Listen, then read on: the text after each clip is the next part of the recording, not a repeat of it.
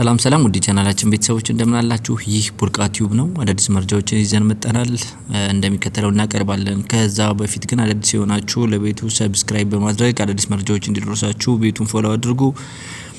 ወደ መረጃው ስናልፍ በቀዳሚነት የምናገኘውን የህወሓት ሊቀመንበር ዶክተር ደብረጽዮን የተናገሩት ይሆናል።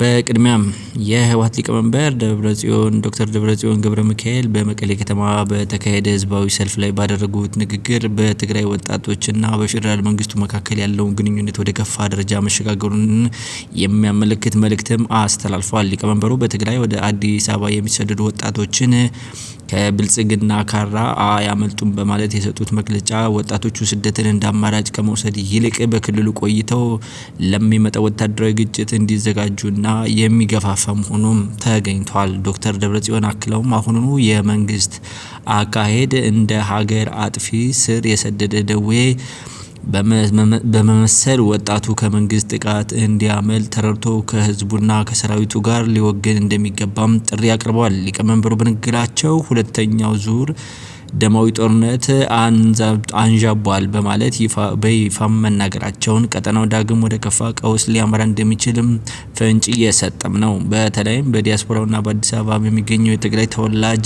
ላይ ያስተላለፉት የታሪካዊ ኃላፊነት ጥሪ የትግሉን ጥቅል ለማጠናከር በፌደራል መንግስቱ ላይ የሚደረገውን ተቃውሞ ይበልጥ በማነሳሳት ያለመ መሆኑንም ያሳያል። ኢትዮጵያ የመንግስት ጦርነት ውጪ በሰላም መኖር የማይችል ነው ሲሉ የወነጀሉት ዶክተር ደብረጽዮን ባሳለፉት 8 ዓመታት የኢትዮጵያ ህዝብ እርስ በርሱም እንዲጋጭ ሲደረግ መቆየቱንም ተናግረዋል። በተጨማሪም ዶክተር ደብረጽዮን ለመንግስት የጸጥታ ኃይሎች ባስተላለፉት መልእክት ፖለቲካዊ ችግሮች በውይይት እንጂ በወታደራዊ ኃይል እንደማይፈቱ ገልጸው በፌደራል ሰራዊት በልዩ ኃይልና በሚሊሻ ውስጥ ያላቸውን ወታደሮች አልዋጋም በማለት ህይወታቸውን እንዲያተርፉም ጊዜ አሁን ነው ብለው ጥሪ አስተላልፈዋል። ይህ ጥሪ በመከላከያ ሰራዊት ውስጥ መከፋፈልን ለመፍጠር የታለመ ስነ ልቦናዊ ጦርነት ስንልም እንደሆነም ይገመታል።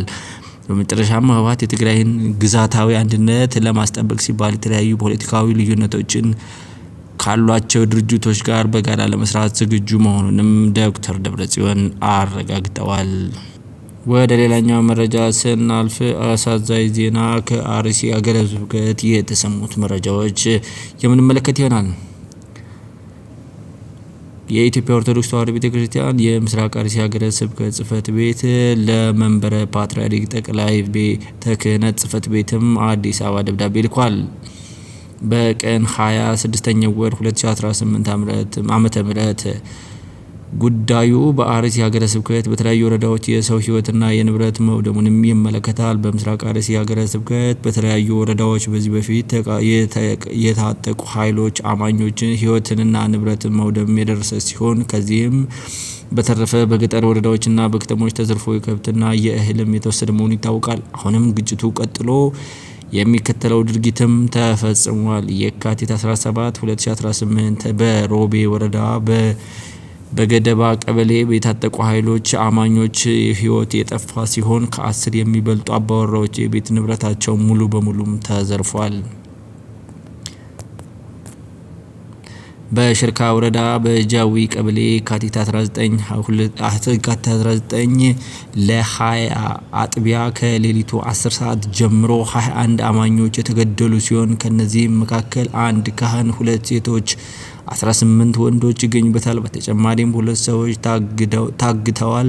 8 ሰዎች የደረሱበት አይታወቅም። እንዲሁም 8 ሰዎች ጉዳት ደርሶባቸው በጎቤላ ሆስፒታል ሕክምናም እየተከታተሉ ነው። ስለሆነም የመንበረ ፓትርያርክ ጠቅላይ ቤተ ክህነት ጽሕፈት ቤት ችግሩን ያልተፈታ በመሆኑ ሁኔታው አሳሳቢ በመሆኑ ከፌደራል ደረጃ የሚመለከታቸው የመንግስት አካል ጋር በመነጋገር ዘላቂ መፍትሄ እንዲሰጠን ሲልም ጥሪ አቅርበዋል። የኢትዮጵያ ኦርቶዶክስ ተዋሕዶ ቤተክርስቲያን የምስራቅ አርሲ ሀገረ ስብከት ጽሕፈት ቤት። ውድ የቻናላችን ቤተሰቦች የያዝናቸው መረጃዎች እነዚህን ይመስላሉ። በሌላ መረጃ እስክንገናኝ በያላችሁበት ቸር ቆዩልኝ። ይህ ቡርቃ ቲዩብ